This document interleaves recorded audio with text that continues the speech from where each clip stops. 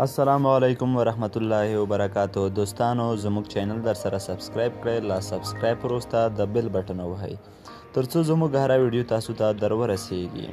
دوستانو دا ځل غواړم تاسو ته د زیاتو اکاونټونو د استعمال لپاره یو نوی اپلیکیشن په ګوته کړم چې ملټیپایډ اکاونټ په نامه یادیږي.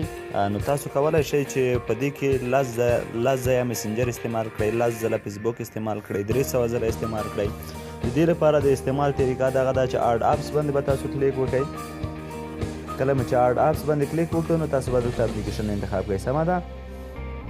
اوس دلته کوم اپلیکیشنان چې موږ استعمالوو هغه ټول دلته راځي. فرض که زه واتساپ استعمالوم یا مسنجر استعمالوم یا فیسبوک استعمالوم، دا ټول اپلیکیشن زما په موبایل کې انسټال شوي اپلیکیشن دي. لایټ فیسبوک چې دا د هغه مې ټیک مارک کړم. موږ کولی شو چې لایټ فیسبوک دلته استعمال کړو. غواړم بیا لایټ فیسبوک استعمال کړم، یعنې تاسو کولی شئ چې مسنجر 60 ځایه 30 ځایه 40 ځایه همداسې نور زیات تر 300 پورې تاسو دغه یو فیسبوک استعمالولی شئ. 2 ځایه مسنجر همدغه 3 سره به اوس وګورو.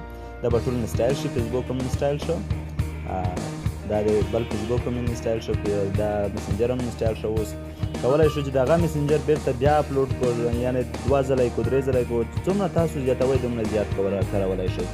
دا په هغه وخت کې تاسو استعمالولی شئ چې کله مو د فیسبوک آیډیګانو یا د واتساپ مو زیات وي یا کوم بل داسې ضرورت په اساس تاسو وکولی شئ. اوس دا د فیسبوک زه 2 ځایه کوم، هغه اوریجنل فیسبوک چې دا کوم هغه به تاسو 2 ځایه استعمالوئ. صحیح ده.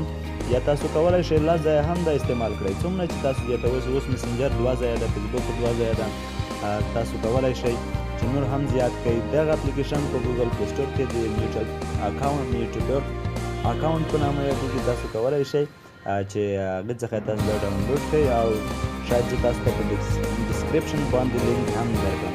تر بلې ویډیو مو زه هاشم علیزی په خدای سپارم. ښه وخت.